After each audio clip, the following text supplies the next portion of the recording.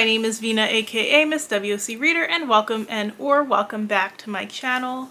So April was a crazy month, and I ended up starting to go back into the office 2 days a week, which cut into my reading time because it meant getting up earlier, and that meant that I couldn't read as late, and then the time that I spend in the office and then doing my after work routine changed a little bit.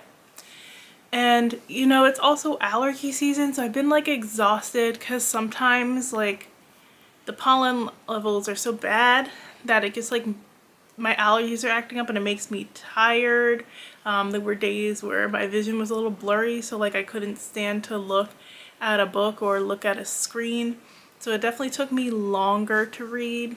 And like I mentioned in my last video, or well, not my last video, a previous video, that I have had a hard time reading audiobooks lately. Like they were really good for me in 2020 and 2021, but lately if I don't have the book directly, I'm not following along, it's very hard to keep up with the audiobooks, and I don't feel like I'm retaining much of the book, and I don't like leaving a book coming out of it and not really knowing what happens. I like to have a clear picture of the book. I like to be able to, you know, have thoughts and opinions that I can discuss with everyone. So it's taking me a little bit longer to read, but I was able to get through most of my TBR. The only book that I will be carrying over to May is Love Radio, which I started it. I was also offered the audiobook, but I tried listening to the first chapter, and great narrator, Janice Abbott Pratt, I believe, but she's done so much YA contemporary for authors that like the voice was right off the bat feeling like a previous read that I listened to from the same publisher, and I just didn't want that clouding my opinion, so I'm just going to solely physically read that one, and it should be a good time. I had mentioned, I think, Finding Jupiter as well in my April TBR, but I said I was okay with not getting to that one. So let's get into the books that I did get into. This month was a really great month for family and friendship reads. There were a lot of good relationships that I saw on page between Black people and their family members, and I even saw some Black friendships, which was really great and heartwarming. So the first book that I finished during the month of April was Summoning Up Love by Sunithia Williams. I've mentioned this before, but Sunithia Williams has really become one of my go-to romance authors. I really like the relationship she builds between characters. This new series is a lot different than her Jackson Falls series, which I've talked about on here. While that was more like soapy and high-level drama, the drama in here is more light and family-oriented, and I really appreciated it as well. She took a very unique concept of like these three brothers who have their own ghost hunting company, and I'm not into all those paranormal shows and stuff like that. My dad's into them. He could watch that stuff for days, but I'm really not into them, even though I have seen some of the shows. And I'm of the mindset like, leave the spirits over there, don't bother them, and they won't bother you. And it was interesting seeing like that from a Black perspective, because like I remember when the ghost hunters came to our building in college, because like our dorm was haunted, and we were all like, why are they messing with stuff in the building? Like you as a student could go down there and like see, but I'm like, I live here. I gotta go habitate with those spirits. I don't want to mess with anything. And it felt like very like white stuff. You don't see a lot of like Black people as the face of those paranormal series. So one of the interesting aspects of this is that the brothers are actually trying to get their own TV series as well. And so the female main character's name is Vanessa, and she recently lost her job as a reporter for a news station in Atlanta, she is like staying with her grandmother until she can get back on her feet and find a new job. And her grandma owns like a couple of different like houses around town. And her grandmother has been feeling very funny lately. She swears like she feels the presence of her dead husband and that he's haunting the house trying to tell her something.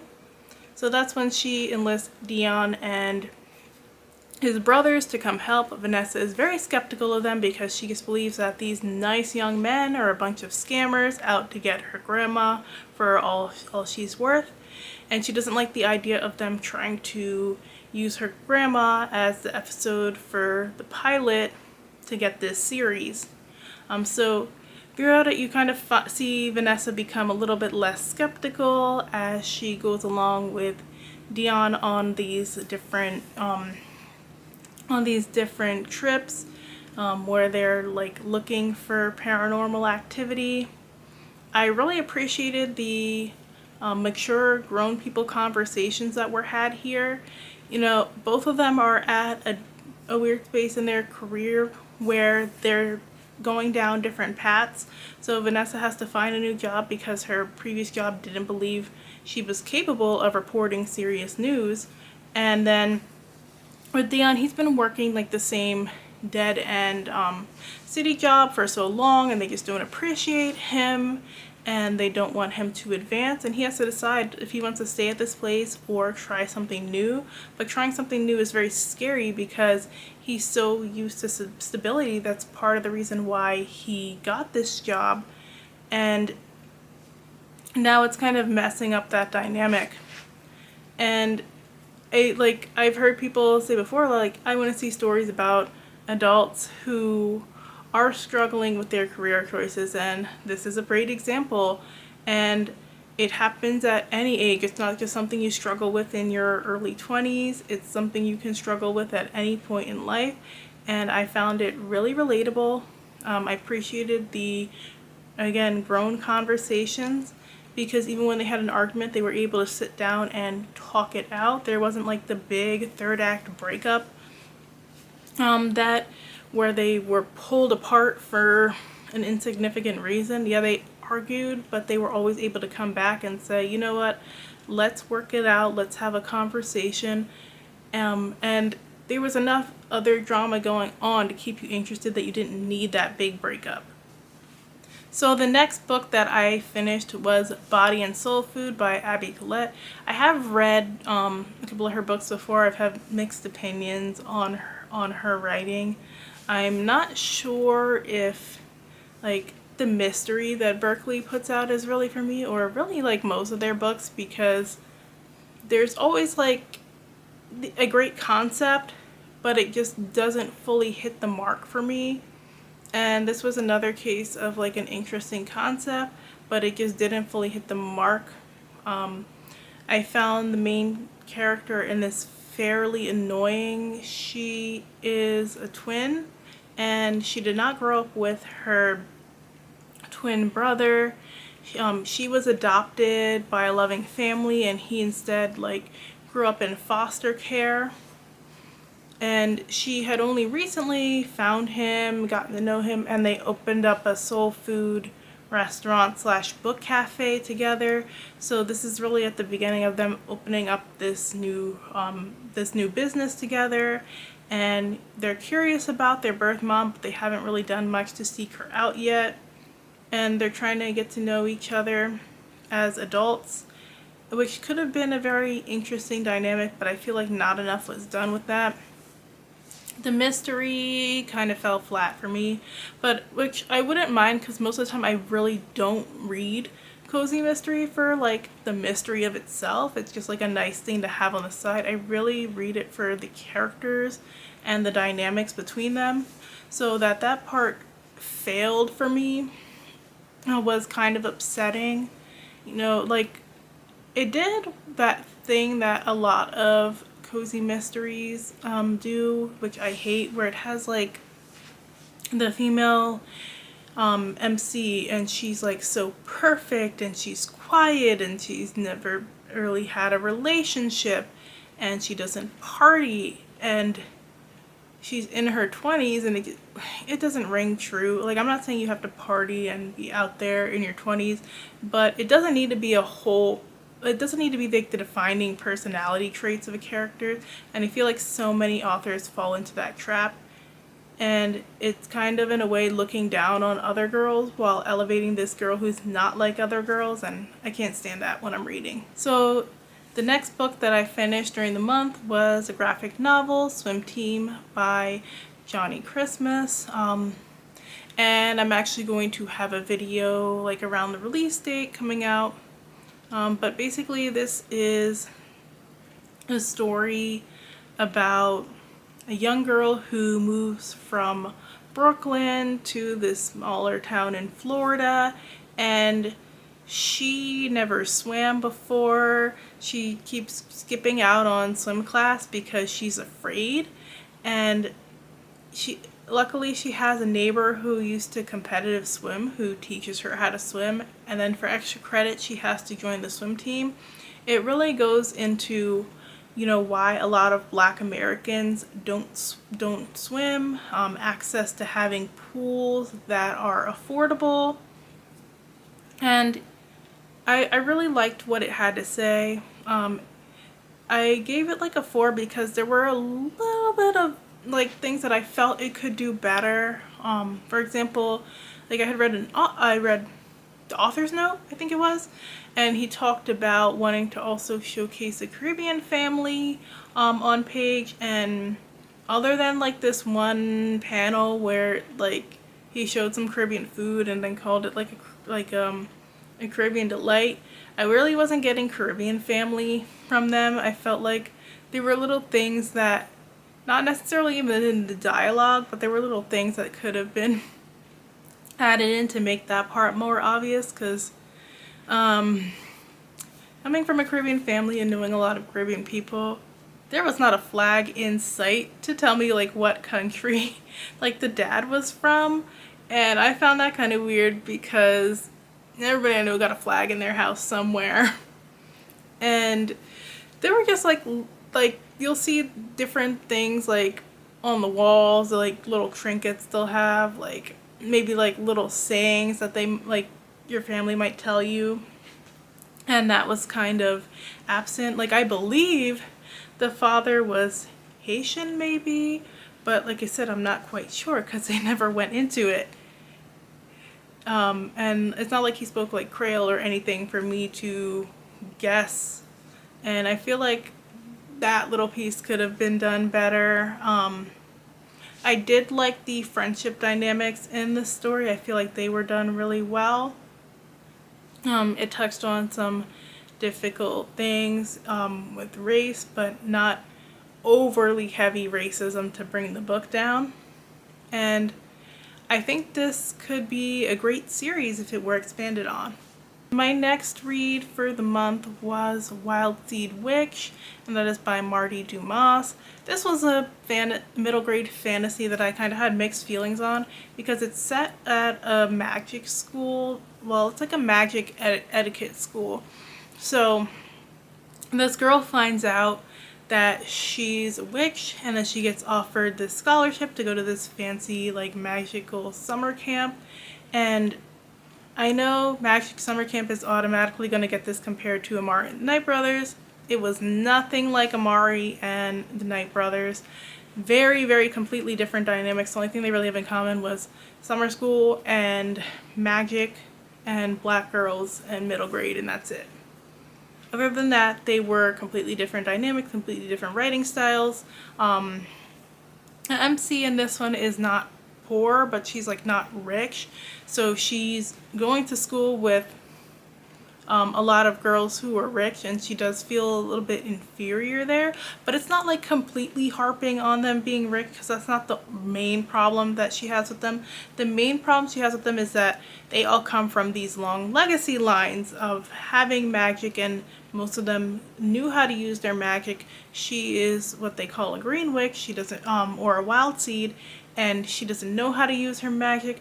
Nobody in her family really has magic to show her, and she didn't even know she was a witch till it was like exposed in a video. and she's trying to like fit in and get these girls to like her, and it does go into like how catty girls can be with each other sometimes. But the friendship dynamics were just like, it was really weird because I never knew like who to trust. The main character wasn't always necessarily likable herself, because there were like, and it did point that out a bit, there were moments where she was really selfish and didn't care about anybody but herself. But then there were also moments where like the other girls at the school would flip-flop constantly. So it was like kind of confusing, and it took me on a bit of a whirlwind. And it I can't say it wasn't like middle school dynamics, because I feel like, yeah, there was a lot of that in middle school too. And I found the world building to be pretty interesting. It takes place in New Orleans, so in there was a lot of like French in here that I really didn't know, but I think you like the context clues kind of do well enough to get you to understand what they're talking about. And it's just like, I reading it, and because I don't speak French, I don't know how to pronounce the words, so that was a little weird. But I kind of got used to that. I thought it did a great job showcasing that culture within New Orleans. I really liked too when they stepped outside of the school to like the witches that were more country and had their own coven, and they had great dynamics there as well. There was this grandmother character in the story that I adored, and overall I think it was like a decent read. Like, I enjoyed it. I just did not completely love it. I just wanted a little bit more fun versus back and forth between the girls. So my next read was Hooked on You by Rion Laudat, and this one was an indie pub romance, which I've been wanting to incorporate more indie romance into my reading. I'm doing a very bad job with it right now because I want to read more indie, but then I also want to read more trad pub to show people, you know, black writers in trad pub are doing romance, and I'm discovering a lot of great authors on both ends, but I'm finding it hard to kind of like balance giving them attention. I'm hoping to like work on being better at that. But this one was one where like the cover and really caught my eye and kind of sold me on it because it's small town romance. The female MC has her own crochet business, and you know, it's it's like a best friends to lovers romance, and I really enjoy those. I feel like a lot of people don't like that friends to lovers romance because they feel like there's no banter there. This book did not shy away from the banter. They had a great dynamic together. They were able to poke fun at each other and joke with each other, and they also had that long-standing history that just gave you all the feels and made it so that they naturally came together. So they have like this really like inappropriate relationship. Our female main character, she starts out by she's engaged to this other man, and she loves him, but like they're kind of like one of those power couples. Like, they're both black and he has locks, and they're really earthy and into organic stuff, and he's like out to save the planet. I found that like dynamic really interesting because you don't always see those types of black characters portrayed on page. And she has such an inappropriate relationship with her best friend. Like, he is the best dude for her wedding, and they're like doing weird stuff, like practically eating cake off each other's fingers and shit. And well, she's lucky that her man didn't like really bother her about that, because everybody could see like there was clearly something going on there, and I would have been upset. And I do like that it's actually acknowledged later in the story, like, yes, I was being inappropriate and kind of playing in your face, and that wasn't right. And I like that it wasn't like the emotional, like it wasn't like the strongly leaning into the like emotional cheating aspect that like a lot of these stories will fall back on. They kind of cleared up like having the fiance in the picture very quickly, and didn't have him like completely in the picture while they were falling for each other. So I like that aspect. I really liked the family and friends, you know. Like there were great relationships between our female main character and her mother, and then our male main character and his father. Our male main character also owns a restaurant with his frat brothers. So you see aspects of like the different historically black fraternities in this story, and you kind of try to figure out like which one his was based off of. But I really liked their dynamics. It was a lot of fun. Some of the scenes like took me back to those college days. And I really enjoyed like her friends as well, because she like I said, crochets. She has this group of friends who knit and crochet, and they have their own side businesses. She's really working hard to grow her own business, and we actually do see her like working on her business, because I feel like I read a romance previously where knitting was like a really big sell for the romance, but then they barely knit. They were supposed to be working on this business, but it felt like they barely did anything with the business. You actually see like a lot of geeking out about different yarn types, talk about different designs, different things she's doing to grow her business. So I really appreciated how well written that was, and it added a lot of depth to the story. There was also like really hot sex, which I always appreciate. I like that they asked each other and like sat down and had a conversation like, I know we're good friends and we know a lot about each other, but what do you like in the bedroom? Like, what's a turn on for you? What's a turn off for you? And because it is like a kind of a romantic comedy, there is like some physical comedy. I liked the comedy like with her one cat. That was pretty funny. There were like some scenes sprinkled in here and there, but overall I really enjoyed that book. And then after that I read Her Name is Night by Yasmin Ango, and Her Name is Night was not what I expected it to be. I'm used to thrillers like having, you know, a lot of violence, both from like the killing aspect and then sexual like assault. So this book did have both. I was not expecting the sexual assault to be as detailed as it was, and it was like horrific and disturbing, which was a lot to read, especially because I felt the book shifted tones too much. So it seemed like the writer was really into writing those scenes as she switched between before and after, but then the after parts kind of fell flat because it was like reading a completely different character. Like you go from these horrific rapes to like a really weird dynamic, because it also did that thing I hate that some black books do where they try to explain black things to the reader. Like most of us have had, like, if you've been on Twitter, you've probably seen that conversation, like where we joke about men who call women females, and that was in here where she like goes in like it goes into like how she doesn't like the one guy friend to refer to women as females and blah blah blah blah blah blah blah blah blah blah. Here's the reasons why you shouldn't do that, and I'm like, we don't need that.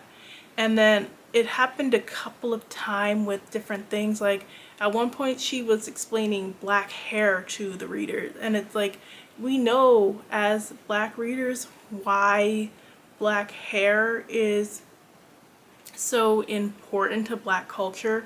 We really didn't need like that explanation about, you know, it's so important, it's da da da da da. I hate when books do that, because it feels like you're explaining shit for people who can Google like the rest of us. And it was just very jarring because there was like a more lighthearted dynamic there, in the after compared to the before parts that just felt like a completely different character. And you know, this is a character that goes through very violent, like horrible violence at a young age, and then suddenly she meets like this dream family, immediately feels accepted with them, becomes a part of their family. And that didn't ring true for me either. Like, having gone through pages and pages and pages of what she went through before, I didn't buy that she would so easily like fit into this new family and be trusting of them, and she was. And then like some people from her past resurface, and I didn't like how she wasn't open and honest there. And when we got into her actually being an assassin, like that kind of fell flat, because I feel like the action with in those scenes wasn't as like done well. Like, the author didn't know how to write the fighting scenes that well. So I left this book like unsure of how I wanted to rate it, and kind of hollow in some parts, because I'm like, well, I finished it, like it was interesting in some parts, but then some parts it really lost me. And I don't necessarily think I would read the next book, because it just wasn't like something I can call enjoyable to revisit.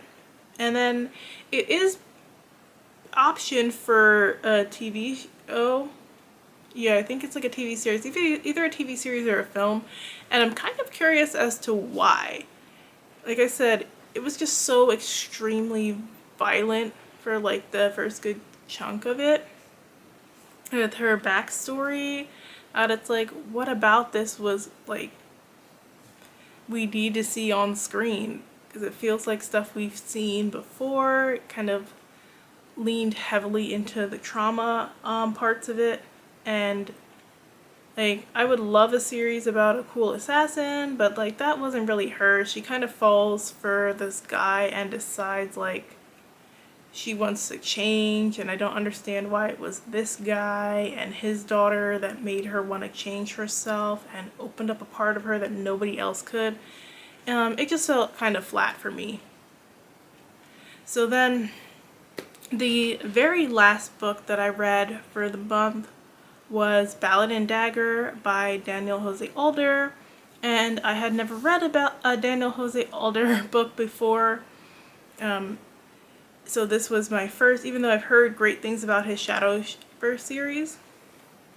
And there was a lot that I really enjoyed about this book. It was a lot of world building, a little dense in some parts, a little slow in some parts, but I really took it in and was able to appreciate it. It had great conversations about the Caribbean diaspora, and some of the conversations, I think, like if you bring them up to like older Caribbean people, especially people who still live in the islands, would kind of hurt their feelings, but a lot of stuff he said was true. Like when he talked about them having these specific mottos that talk about like the diversity of their islands and all these different people and blah blah blah blah blah, but the darkest people are still at the very bottom of society in these places, and nobody really wants to acknowledge it, even though they acknowledge slavery and that colonization was a thing. They don't want to fully reckon with it, which I think is getting a little bit better as more young people bring up that conversation.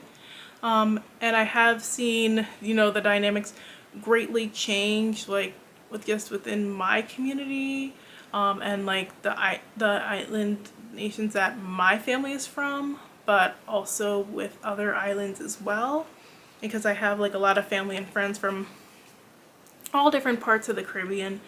And I think this book is a good read for diaspora kids, because it does explore these different concepts that we have to deal with, and it's a great conversation starter. I liked the magic, the way it incorporated Santeria and the gods and goddesses. was very unique, and I hadn't read anything quite like that. And it was a lot of fun. I really liked Mateo. He was so awkward, and it was like funny in some parts, cringy in some parts. I really felt for him because like he's navigating not only like finding out he's this healer, but he also has this crush that he's dealing with, and it was so cute. Like I was really endeared by him. So that's everything that I read during the month of April. It was a wild ride, and I don't see May like pulling back anymore. It's gonna be another interesting reading month for sure. If you like this video, make sure and hit that like button. Stay subscribed for similar videos like it. Thanks so much for watching. I will check in with you guys soon. Bye!